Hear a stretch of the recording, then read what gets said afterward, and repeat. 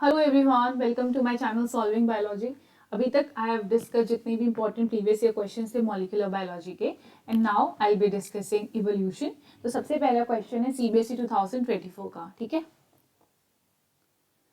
Observe the picture given below. Name the naturalist and write the explanation given by him that evolution of life forms had occurred on the basis of this example. देखो ये picture क्या दर्शा रही है, giraffe है, वो tree के leaves को खाने की कोशिश कर रहा है। तो इसके बारे में किसने बात करी थी? इसके बारे में बात की थी लेमार्क ने, राइट। उसने क्या बात करी थी? उसने कहा क्योंकि ट्री के ऊंची ऊंची जो लीव्स लगी होती है उसको जिराफ को खाना होता है, तो जिराफ ने एक अडेप्टेशन करी कि उसका बेटर सर्वाइवल कैसे होगा कि जो उसकी जो गर्दन है वो ऊंची हो जाए। तो जिराफ ने क्या किया, due to his need of eating leaves, जो कि प्रेजेंट है टॉप पे, eating leaves on top of tree, उसने क्या किया, उसने अडेप्ट किया कि उसकी जो गर्दन है वो इलोंगेट हो गई। इलोंगेट यानी लंबी होने लगी। फिर क्या हुआ, ये करेक्टर इनहेरिडिटी नहीं था, ये एक्वायर्ड करेक्टर था, ठीक। ये एक्वायर्ड करेक्टर फिर क्या हुआ, जनरेशन दर जनरेशन पास होने लग गया। तो इस थ्योरी को और क्या बोलते थे, use and disuse of organ, ठीक है।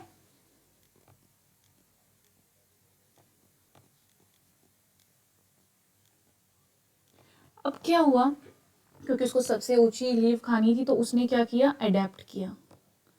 कैसे अडेप्ट किया, इलोंगेशन किया अपनी नेक का, राइट। ये दिखा रहा है पिक्चर में भी। सबसे पहले नीचे पड़ी घास को खाते थे जिराफ, फिर थोड़े से ऊंचे ट्री को, फिर और ऊंचे ट्री को। तो क्योंकि ट्री की लेंथ बड़ी थी, उस तक पहुंचना था, अडेप्ट करना था, सर्वाइवल होना था, तो इलोंगेशन ऑफ नेक होने लगा। फिर ये जो एक्वायर्ड करेक्टर था ये जनरेशन को पास होने लगा, और अब हर जनरेशन जिराफ की लंबी गर्दन के साथ होती है। तो ये एक सिचुएशन से अडेप्ट करने के लिए जिराफ ने ये करेक्टर को एक्वायर किया, यानी बाहर से लिया, ठीक है। नेक्स्ट क्वेश्चन हमें एक्सप्लेन करनी है the significance of the experiment carried out by S L. Miller. Name the scientist whose hypothesis prompted him to carry out this experiment. देखो सबसे पहले हमें ये पता होना जरूरी है, मिलर का एक्सपेरिमेंट बाद में पढ़ते हैं, पहले हम ये पढ़ते हैं ओपरेन एंड हल्डन ने क्या कहा था।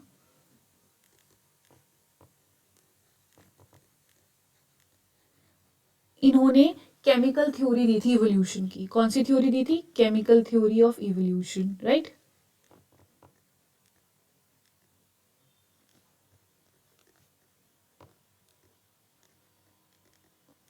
इन्होंने क्या कहा कि जो डाइवर्स ऑर्गेनिक मॉलिक्यूल्स हैं, जैसे अमीनो एसिड्स हैं, शुगर्स हैं, पॉलीमर्स हैं, ये कैसे बनते हैं? इनऑर्गेनिक मॉलिक्यूल से। इन्होंने कहा कि सिंपल इनऑर्गेनिक मॉलिक्यूल से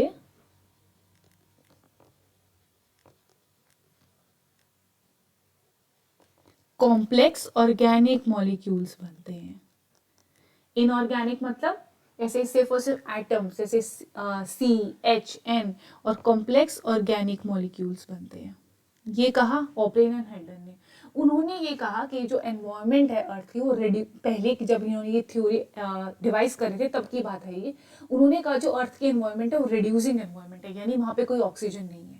एटमॉस्फेयर के अंदर सिर्फ और सिर्फ CH4 है, दैट इज मीथेन, NH3 है, अमोनियम, फिर उसके बाद H2O है, CO2 है, लेकिन कोई भी ऑक्सीजन नहीं है। इसके बारे में ओपरेन एंड हल्डन ने कहा। और इन्होंने क्या कहा कि सिंपल इनऑर्गेनिक मॉलिक्यूल्स यानी सिंपल एटम से कॉम्प्लेक्स ऑर्गेनिक मॉलिक्यूल्स बनते हैं, जैसे अमीनो एसिड्स, शुगर्स।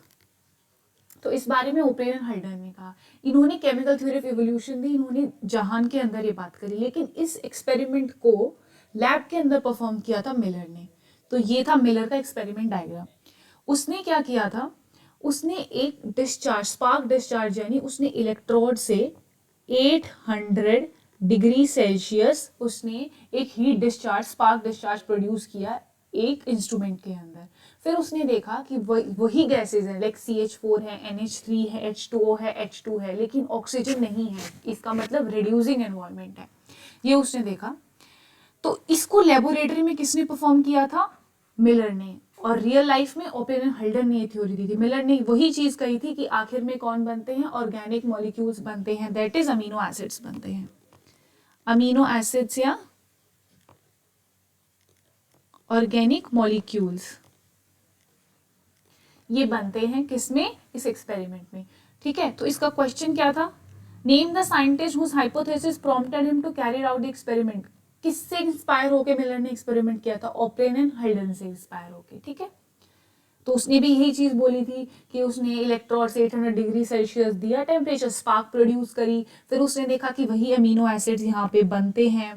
ठीक, ग्लाइसिन बन गया, एलेनिन बन गया, ल्यूसिन बन गया, शुगर्स बन गए, पॉलीमर्स, ये इसी ने यही सब देखा जो कि ओपेन हल्डन ने रियल लाइफ में देखा था। ठीक, next question, how does meteorite analysis favour this hypothesis.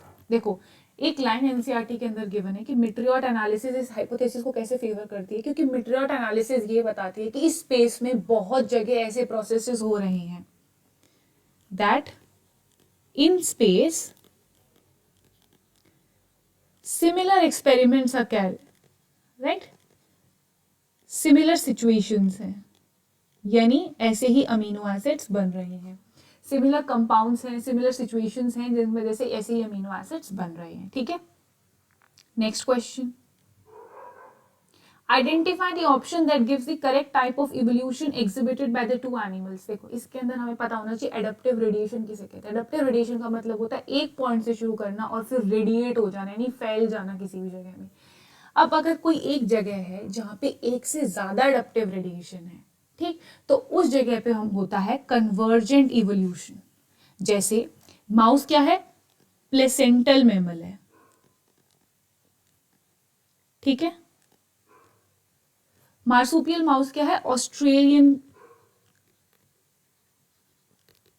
Mammals की बात हो रही है यहाँ पे। ठीक, तो एक से ज्यादा एडेप्टिव रेडिएशन हो रही है एक जगह में, तो जब when more than one adaptive radiation happens in a fixed geographical area, तो उस जगह पे क्या होता है, कन्वर्जेंट इवोल्यूशन होता है, right. Next question, assertion reason का क्वेश्चन है। असर्शन क्या है, the number of white wing moths decrease drastically after industrialisation in England. देखो इसको समझना इंपॉर्टेंट है कि बिफोर इंडस्ट्रियलाइजेशन क्या था और आफ्टर क्या था। बिफोर इंडस्ट्रियलाइजेशन और आफ्टर इंडस्ट्रियलाइजेशन। इंडस्ट्रियलाइजेशन का मतलब इंडस्ट्रीज बड़ी बड़ी सेटअप होने लगी, तो इंडस्ट्री स्मोक प्रोड्यूस करती है, सूद प्रोड्यूस करती है, जिससे जो ट्रीज हैं, जो उनकी बार्क है वो काली पड़ने लग जाती है। तो देखो जब तक इंडस्ट्रियलाइजेशन नहीं आया था तो ट्रीज की बार्क कैसी थी, वाइट थी, due to the presence of lichen. Trees bark कैसी थी, वाइट, ड्यू टू लाइकन। तो क्योंकि जो ट्री की बार्क है वो लाइट कलर की थी, हल्के वाइट कलर की थी लाइकन्स की प्रेजेंस के कारण, तो इस वजह से वहां पे जो वाइट विंग्ड मॉथ्स हैं वो सेलेक्ट होंगे नेचर से। क्यों, क्योंकि अगर सरफेस वाइट है तो वहां पे वाइट कलर ही तो इजीली कैमोफ्लेज कर रहा है। अगर सपोज इंडस्ट्रियलाइजेशन से पहले ही ब्लैक कलर के मॉथ होते तो उनको प्रेडेटर ढूंढ लेते। क्यों, क्योंकि बैकग्राउंड वाइट है, व्हाइट बैकग्राउंड में तुम काली चीज रखोगे तो इजीली पकड़ी जाएगी, लेकिन व्हाइट बैकग्राउंड में व्हाइट कलर के मॉथ्स हैं वो तो नहीं पकड़े जाएंगे। तो यहाँ पे क्या थे, ऑलरेडी वाइट विंग्ड मॉथ्स थे। ठीक, उसके बाद इंडस्ट्रियलाइजेशन हुई, स्मोक और सूद बार्क के ऊपर ट्रीज की लगने लगी। फिर क्या हुआ, ट्रीज बार्क टर्न हो गई ब्लैक। तो आफ्टर इंडस्ट्रियलाइजेशन अब जो बार्क है ट्री की वो काली पड़ गई है स्मोक के कारण। तो अब व्हाइट विंग फेवर होंगे मॉथ्स या ब्लैक विंग, ब्लैक विंग, क्योंकि अगर वो अभी भी व्हाइट विंग फेवर है तो उनको प्रेडेटर इजीली मार देंगे, क्योंकि अब बैकग्राउंड ब्लैक है। तो बैकग्राउंड ब्लैक के साथ मिक्स करने के लिए मुझे ब्लैक विंग्ड मॉथ ही चाहिए। तो अब क्या आएगा, ब्लैक मॉथ। ठीक, ब्लैक विंग्ड मॉथ। क्यों, क्योंकि अगर वो इजीली कैमोफ्लेज नहीं कर पाएगा तो प्रेडेटर उसको कैच कर लेगा। तो जब काली बार्क पड़ गई इंडस्ट्रियलाइजेशन में तो ब्लैक विंग होना पड़ेगा। ठीक, तो देखो the number of white wing moths decrease drastically after industrialisation, correct, क्योंकि इंडस्ट्रियलाइजेशन के बाद बहुत ज्यादा धुआं और स्मोक वगैरह प्रोड्यूस होने लगी थी, वो बार्क पे जमने लगी थी। तो जो व्हाइट वाले हैं वो इजिली पकड़े जाएंगे प्रेडेटर से, वो कैमोफ्लेज नहीं कर पाएंगे, इसलिए ब्लैक जो विंग मॉथ्स है उनका ज्यादा सर्वाइवल हुआ था। ठीक है, नेक्स्ट क्वेश्चन, मतलब इसी का रीजन क्या है, effects of industrialisation were more marked in rural areas of England, गलत। अर्बन में इंडस्ट्रीज कहाँ ज्यादा सेटअप होती है, अर्बन एरियाज में, रूरल एरियाज में, अर्बन एरियाज में। तो इसका असर्शन सही है लेकिन रीजन गलत है। ओके, सो ये मेरा फर्स्ट पार्ट था इवोल्यूशन का। इसके हमने काफ़ी क्वेश्चन डिस्कस करे, अब हम पार्ट 2 डिस्कस करेंगे नेक्स्ट वीडियो के अंदर। Okay, so you can wait for my next video. If you like my channel please follow, like, share and